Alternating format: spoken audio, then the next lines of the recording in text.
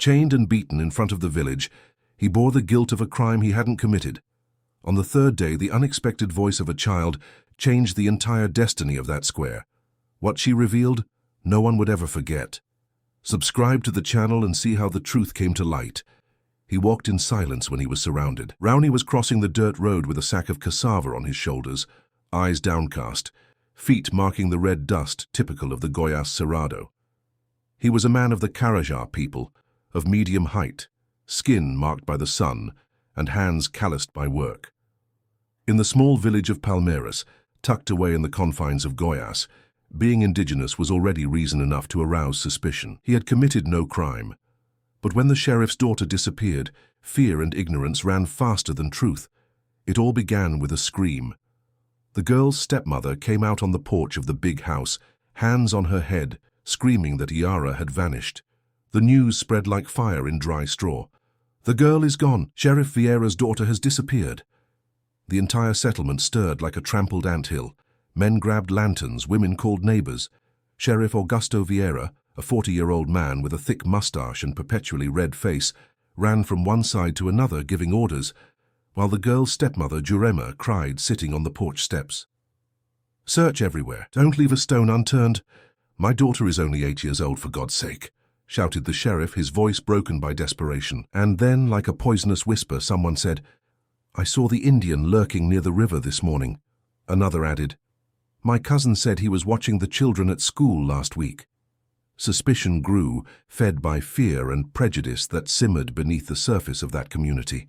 "It was Raoni who took her," shouted the store owner. "I always knew that savage was dangerous." The search group quickly transformed into a mob. They found Raoni returning from the field, walking along the trail that wound between the hills. He didn't have a chance to explain. He didn't understand what was happening when the first blow hit his back, knocking him to the ground along with the sack of cassava he was carrying. "Where's the girl, you savage?" yelled one of the men, while others were already dragging him by the arms. Raoni didn't resist. He knew well what happened when he tried to defend himself. He had seen others like him try and end up much worse. They dragged him through the red dust to the village's central square.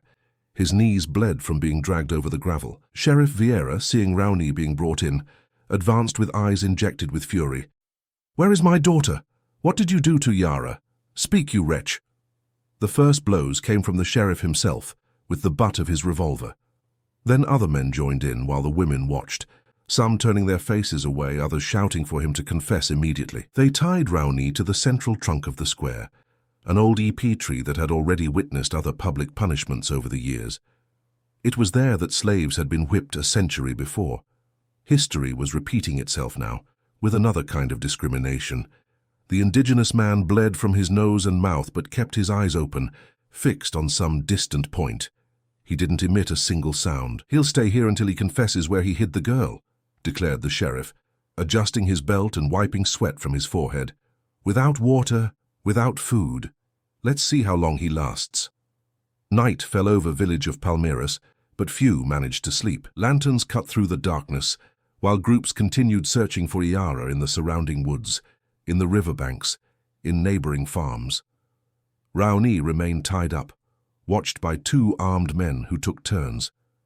In the sheriff's house, Dona Conceição, Yara's maternal grandmother, sitting in her rocking chair on the porch, observed the starry sky with teary eyes. Since her daughter had died in childbirth of the second child 3 years before, she had been raising Yara with all the love she could give.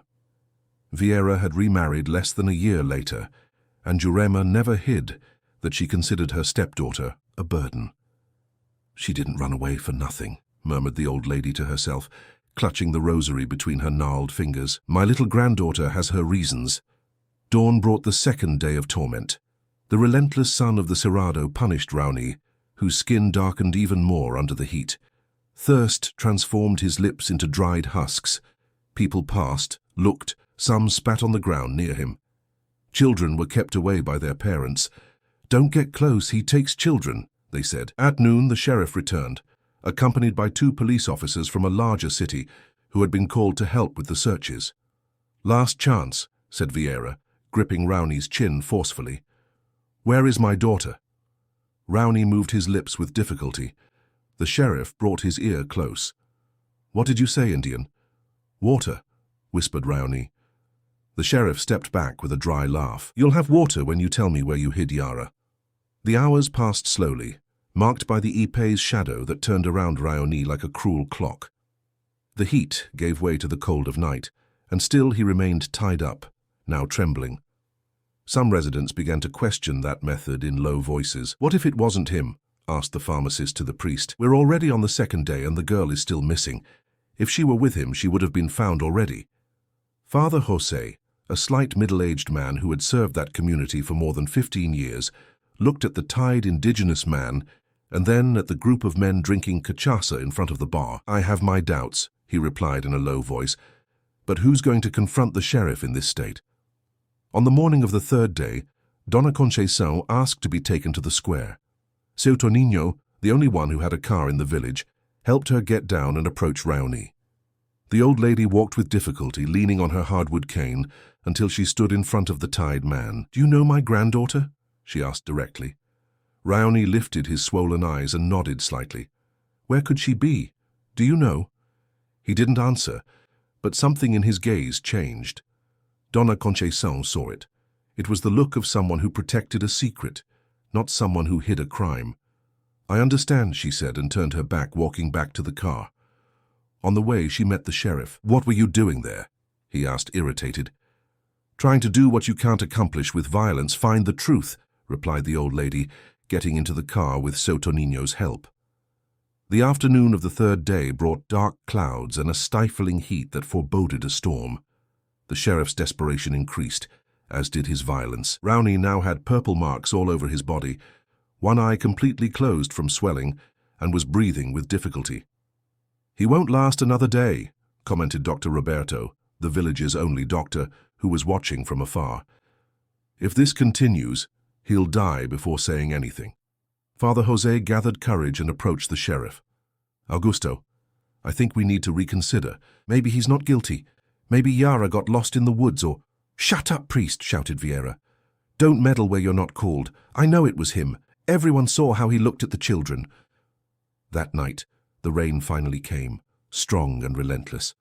Raoni, tied to the ipe, received the water that fell like a blessing on his wounded skin.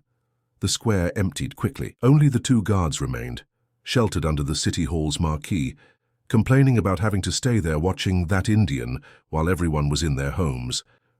It was when lightning illuminated the dirt road coming from the north side of the village. For an instant, it seemed there was a small figure walking alone in the rain. The rain continued to fall mercilessly over village of Palmeiras, turning the dirt streets into muddy streams. One of the guards rubbed his eyes, uncertain if he had really seen something. Look there, he shouted to his colleague, pointing toward the north road. Both strained their eyes through the curtain of water. A small silhouette walked slowly, staggering. It's a child, exclaimed the second guard, already running toward the figure, ignoring the rain that soaked him. Raoni, still tied to the ipe, raised his head with effort.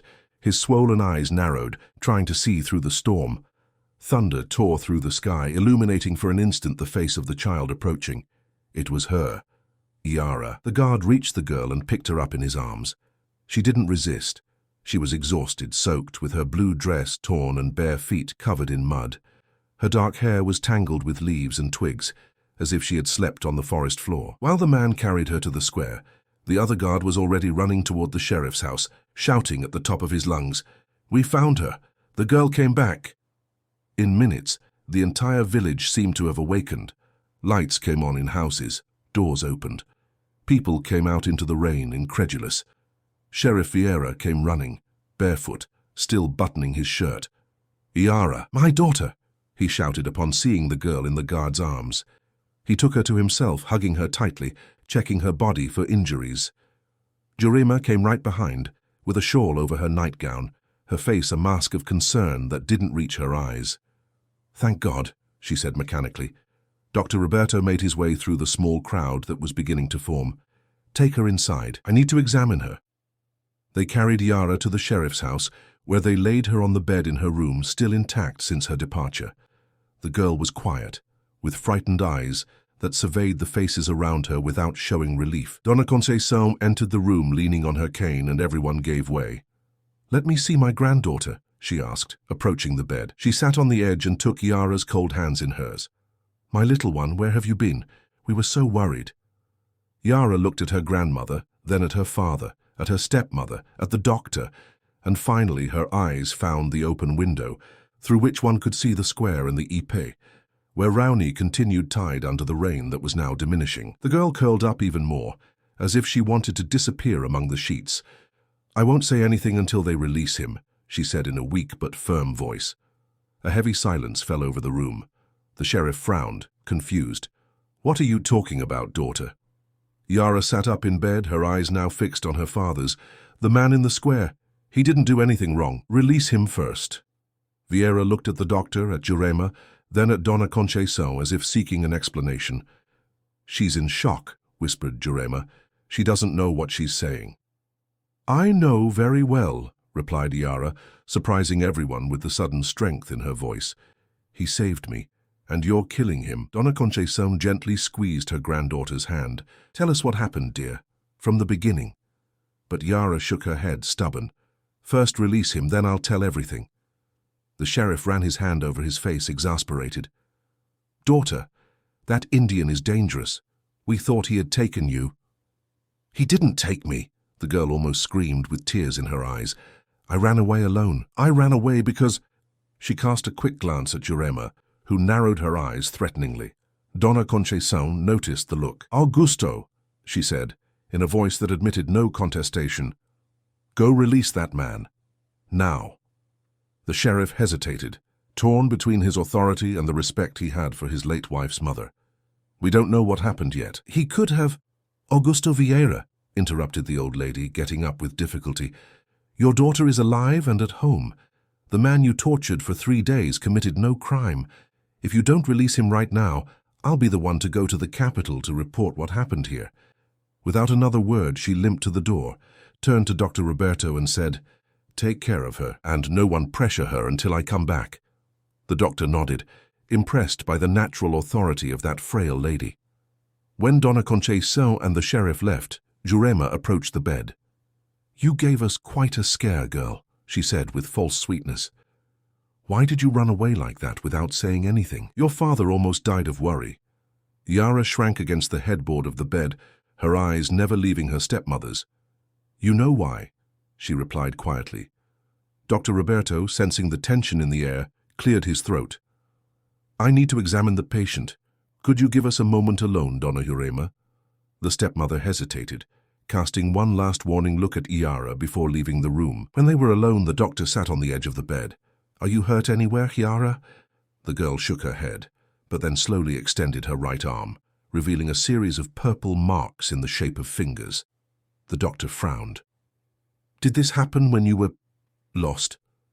Yara shook her head again, her eyes downcast. It was before. That's why I ran away.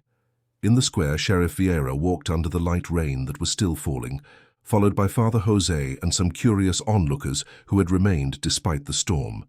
He stopped in front of Rowney, who could barely keep his head up. Release him, he ordered with a dry voice. The two guards looked at each other, surprised, but obeyed. When the ropes were cut, Rowney collapsed to the muddy ground.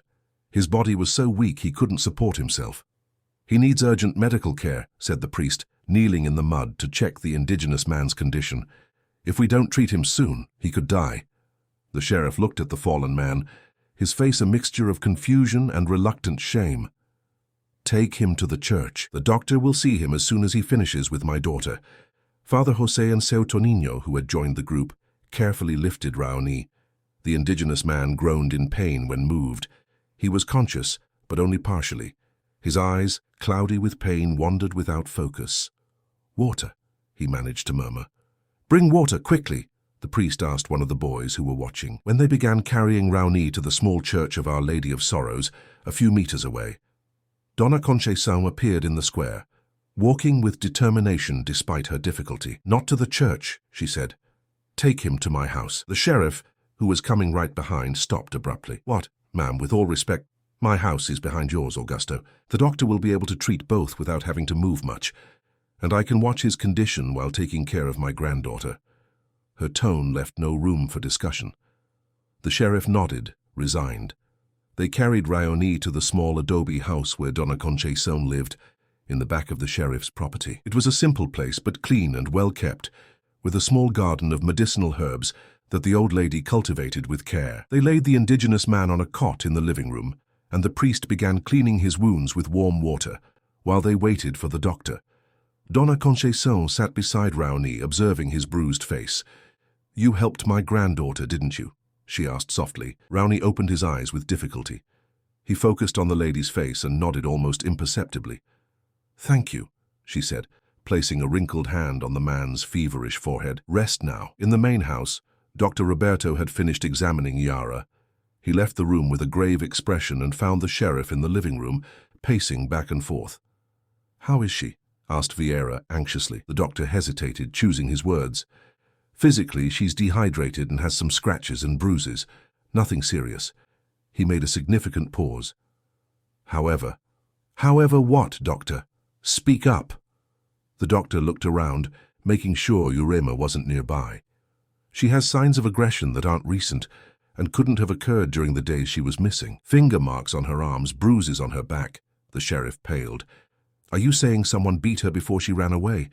But who?" At that moment, Dona Concepcion entered the living room, leaning on her cane.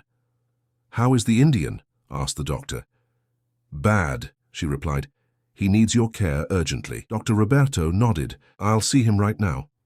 When the doctor left, the old lady faced her son-in-law with penetrating eyes. "Augusto, we need to talk about Urema." The sheriff sank into a chair, rubbing his face with his hands. "You think that? No, it can't be. I would have noticed. You're never home, Augusto. You're always at the police station or solving problems around the village. When was the last time you spent a whole day with your daughter?" Vieira didn't answer. The words hit him like stones. He was beginning to understand the terrible truth. "Why did Yara never tell me anything?" he murmured, more to himself than to his mother-in-law. "Out of fear or shame, or because she thought you wouldn't believe her. Children have their reasons for silence, just like adults." The silence that followed was interrupted by distant thunder. The storm was moving away, but another, much more dangerous one, was about to break inside that house. In the small house in the back, Dr. Roberto worked silently, cleaning and treating Raoni's wounds. Father Jose assisted, wetting compresses and preparing bandages. The indigenous man had regained some consciousness after drinking water, and now observed the two men with attentive eyes, though still cloudy with pain. "How is she?" he asked in a hoarse voice. It was the first complete sentence he had uttered since being captured. The doctor looked at him with surprise. "The girl, she's well considering everything. Thanks to you, it seems." Raoni closed his eyes, relieved. "She is strong, stronger than they think." Father Jose finished wrapping a bandage around the indigenous man's arm and asked, "What happened, Raoni? How did you find Yara?" The indigenous man remained silent for a moment, as if deciding how much he could reveal. Finally he said, "She will tell when she's ready. It's not for me to say." Night advanced. The rain had stopped completely, leaving behind clean air and the smell of wet earth. In the main house, Yara had finally fallen asleep, exhausted. The sheriff stood guard at her room door, refusing to leave. Jurema was restless, walking around the house offering to make coffee to help somehow, always avoiding meeting her husband's gaze. Dona Concepcion had returned to her little house to monitor Raoni's condition. The village gradually returned to normality after the commotion of recent days, but a question hung in the air. What had really happened to Yara? And why did she defend so fiercely the one everyone had condemned without proof? The next morning dawned clear, as if the previous night's storm had washed not only the village streets, but also part of the tension that hung in the air. Sheriff Vieira hadn't slept. He had remained seated beside his daughter's bed, watching her restless sleep. Sometimes Yara murmured incomprehensible words stirred under the sheets, as if still running from something, or someone. At 6 o'clock the girl finally opened her eyes. She saw her father, and for an instant seemed not to recognize him. Then she sat up abruptly. "Where's Raoni? Did you release him?" Vieira held her small hand in his. They were trembling. "Yes, daughter. He's at Grandma Concepcion's house. Dr. Roberto took care of him." Yara relaxed visibly, sinking back into the pillow. "Is he okay?" The sheriff hesitated, how to explain to an 8-year-old child what they had done to that man. He will be okay. He's hurt, but he'll recover. The girl nodded, serious, her eyes, so similar to her deceased mother's, fixed on her father's with disconcerting intensity. Now I can tell you what happened. Vieira swallowed hard. Part of him wanted to know, needed to know. Another part feared the truth he was about to hear. I'm listening, daughter. Yara took a deep breath as if gathering courage. I ran away because Jurema beat me when you weren't there. Every time you left, she... The girl's voice failed. On the day I disappeared, she hit me with the broom handle because I spilled milk on the kitchen floor. She said I was a burden, that you only put up with me out of obligation. Tears ran down the sheriff's face. Each word was like a knife in his chest. How had he not noticed? How had he been so blind? Why didn't you ever tell me, daughter? The girl lowered her eyes. She said that if I told you wouldn't believe me, that you liked her more than me, that you would send me to a boarding school far from here. Vieira felt nauseous. He wanted to scream, break something, discharge the anger he felt at himself. But he remained calm. For Yara, continue, daughter. What happened after you ran away? Yara dried her tears with the back of her hands. I ran to the woods. I wanted to go to Grandma's house, but I got lost. I walked a lot. It was dark. It started to rain. I heard strange noises. I was afraid they were jaguars. A shiver ran down the sheriff's spine, thinking about the dangers his daughter had faced alone. I fell down a ravine, hurt my knee. I couldn't walk anymore. I stayed there crying, cold and hungry. Her eyes gained a different shine as she continued. That's when he appeared. Raoni. He was gathering herbs in the woods, even in the rain. He found me trembling, all wet. He didn't say anything, just picked me up and took me to a safe place. The sheriff's chin trembled with emotion.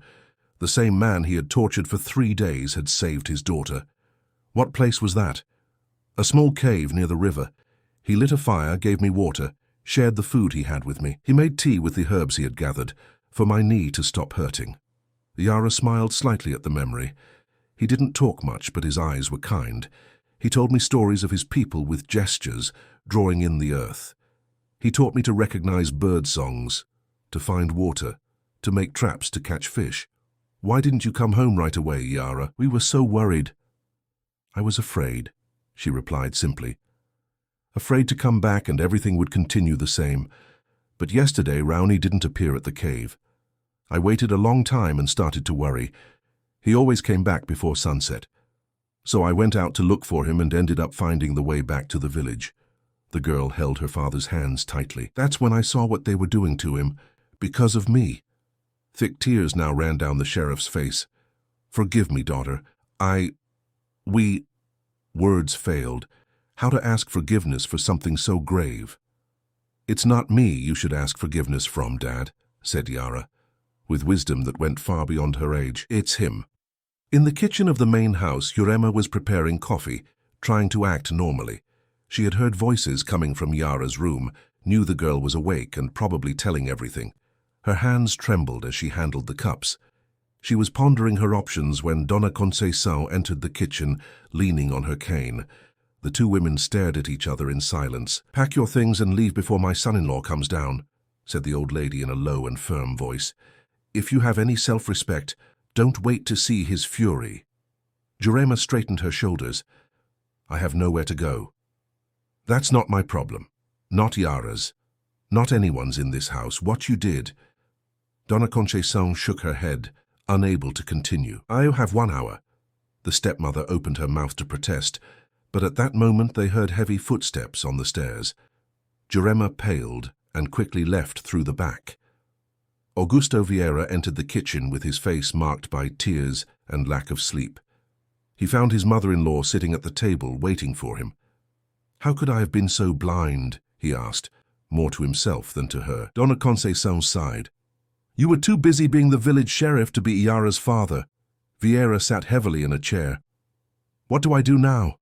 How can I fix this? The old lady stretched her wrinkled hand across the table and touched her son-in-law's arm. Start by asking forgiveness from the man who saved your daughter while you tortured him. The sheriff nodded, ashamed. He got up with difficulty, as if carrying an invisible weight on his shoulders, and headed for the back door. He crossed the small garden that separated the two houses, feeling the morning dew wet his shoes. The door to Dona Conceção's house was ajar. Vieira knocked lightly and waited. It was Father José who answered, with deep, dark circles from someone who had also spent the night in vigil. "How is he?" asked the sheriff in a low voice. "Stable. Dr. Roberto just left. Said he needs absolute rest for at least a week. The wounds will heal, but—" The priest didn't complete the sentence. He didn't need to. Some wounds never heal completely. "Can I see him?" The priest hesitated, but then stepped aside, allowing the sheriff to enter. Rowney was lying on the same cot from the previous night, but now he was clean, with bandages covering various parts of his body. His breathing was regular, though somewhat shallow due to pain in his ribs. Noticing the sheriff's presence, he opened his eyes. The two men stared at each other in silence for a long moment. "I came to ask forgiveness," Vieira finally said with a choked voice. "I know I don't deserve it, but—" Rowney slightly raised his hand in a gesture asking for silence. Then, with difficulty, he pointed to a nearby chair, indicating that the sheriff should sit down. Vieira obeyed. "Is the girl well?" asked Rowney, with a weak but clear voice. The sheriff nodded, surprised that this man's first concern was with Yara, not with his own suffering. "Yes, thanks to you." Rowney closed his eyes for a moment, as if absorbing the information. When he reopened them, there was an intensity in them that made the sheriff shudder. "She reminded me of my sister," said the indigenous man, "when she was small, before the white men came to our village."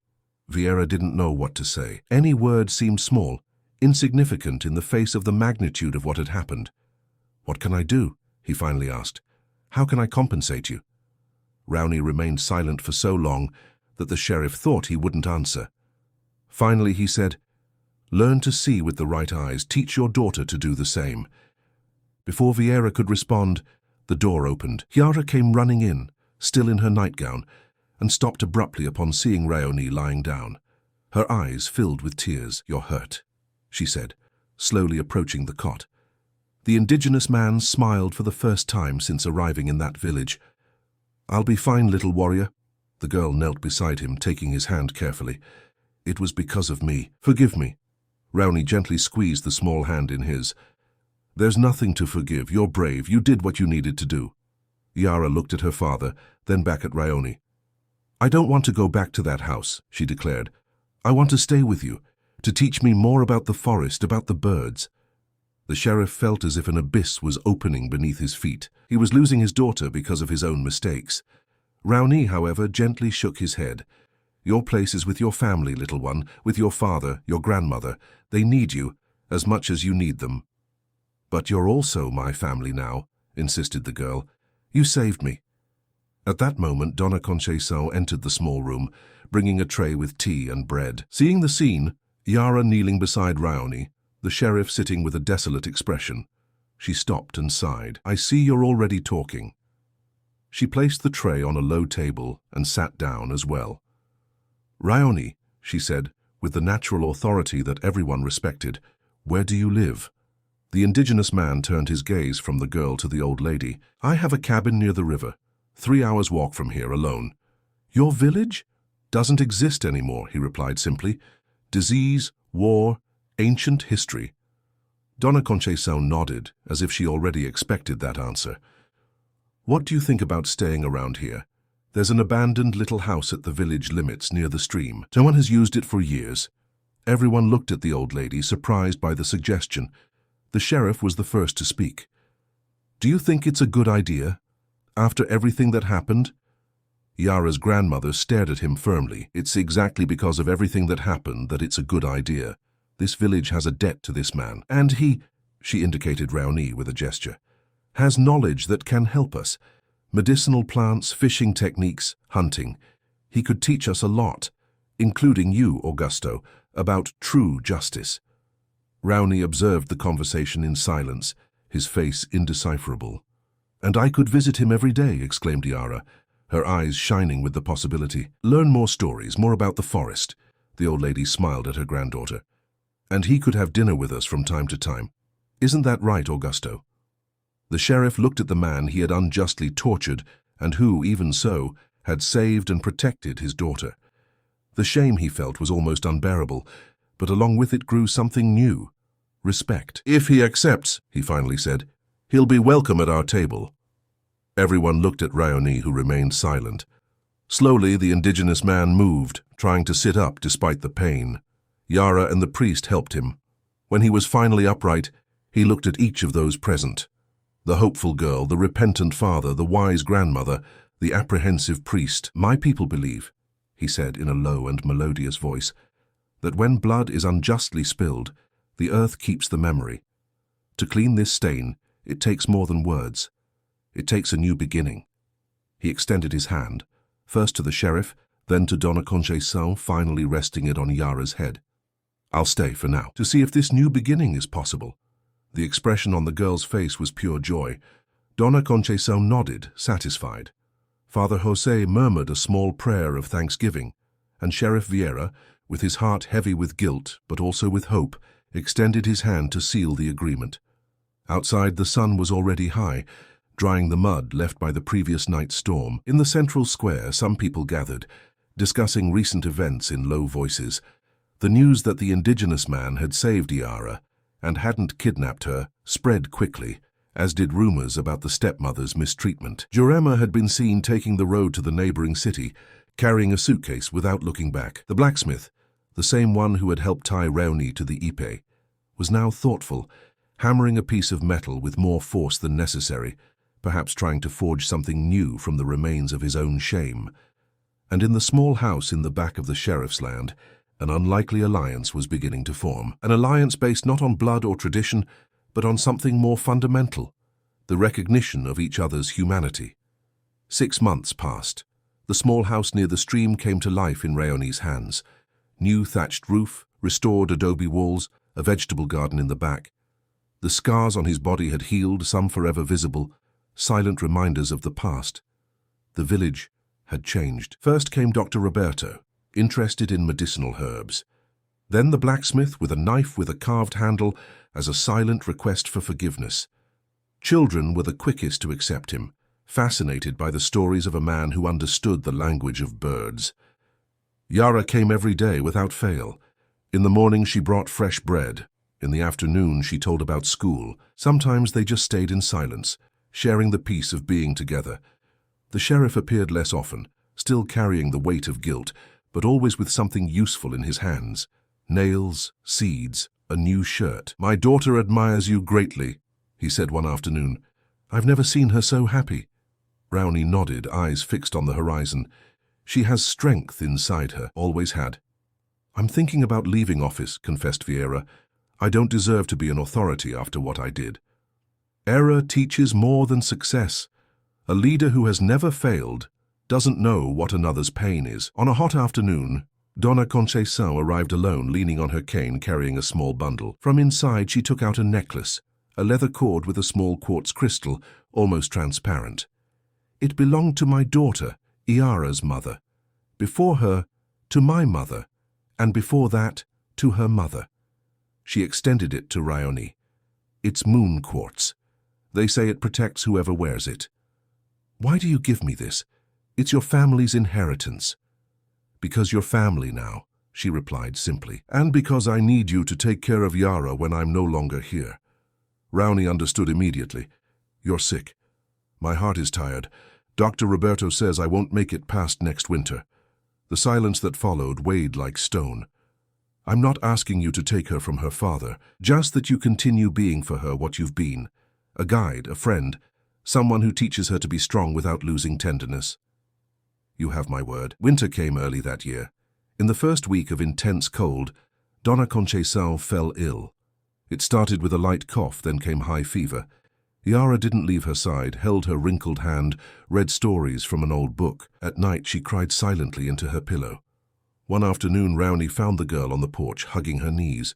"She's going to leave, isn't she?" He didn't insult her intelligence. "Yes, I'm afraid." Afraid of being alone again, Raoni placed his large hand on the small shoulder. "You're not alone. You have your father. You have me." He removed the quartz necklace and placed it around Yara's neck. "Now you keep it, to remember you're never alone." That night, Dona Conceição called Raoni. "It's time," she said simply. "I want to thank you for bringing joy back to my granddaughter's eyes." She asked him to be patient with Augusto, and spoke about a chest in the attic, with memories of Iara's mother, which should be given to her granddaughter when she turned 15. 3 days later, the church bell announced her departure. The coffin was carried by the sheriff, Dr. Roberto, Father Jose, and Raoni. Iara followed behind, holding the necklace with one hand and a candle with the other, dry eyes of someone who had already cried all tears. The following weeks were difficult. The sheriff clumsily took on tasks that had never been his. It was Raoni who suggested that Iara spend afternoons at his house. A new routine was established: mornings at school, afternoons with Raoni, evenings with her father. On Sundays, the indigenous man had lunch with them. These meals, initially tense, became more relaxed over time. The village was also changing. Raoni gave classes about medicinal herbs in the sacristy. The sheriff instituted a new conflict resolution system inspired by indigenous traditions. Justice isn't just punishing, it's restoring harmony. On Iara's 9th birthday, the entire village was invited to a party. At the end of the afternoon, the girl asked to make an announcement. "When I grow up, I'm going to be a teacher, but not an ordinary teacher. I'm going to teach the village children, and also the indigenous children from the villages, so that no one else thinks they're different from us." "It's a noble goal," said the priest, "but it won't be easy." Iara smiled, holding the necklace. "Grandma always said the most important things are never easy, and Raoni taught me that difficulty is just the beginning of the journey, not the end." Years later, Iara indeed became a teacher and founded the first intercultural school in the region. The school was exactly at the boundary between the village and the forest, symbolizing the bridge between two worlds. Raoni, already grey-haired, taught traditional knowledge. Sheriff Vieira, retired, gave history classes. On the walls, a portrait of Dona Conceição smiled at everyone, reminding that love, when born from care, undoes centuries of prejudice. Each year, new children arrived, from the village, from indigenous villages, sometimes from very far away. And when they asked how it all began, Iara told the story of a man unjustly accused and a girl lost in the forest. She told about forgiveness and new beginnings, about seeing with the right eyes. And she always touched the old quartz necklace, connecting her to the past while building the future. Because we are all made of the same essence, just as this crystal and the road dust are made of the same elements. We just need the right light to see the beauty in each one of us. If this journey of redemption and understanding touched your heart, share your light as Iara and Raoni shared theirs. Subscribe to the channel, leave your like, and tell us in the comments, which was the moment that moved you most in this story? Just as quartz reflects light, your words can illuminate the path of other hearts until our next crossing between worlds.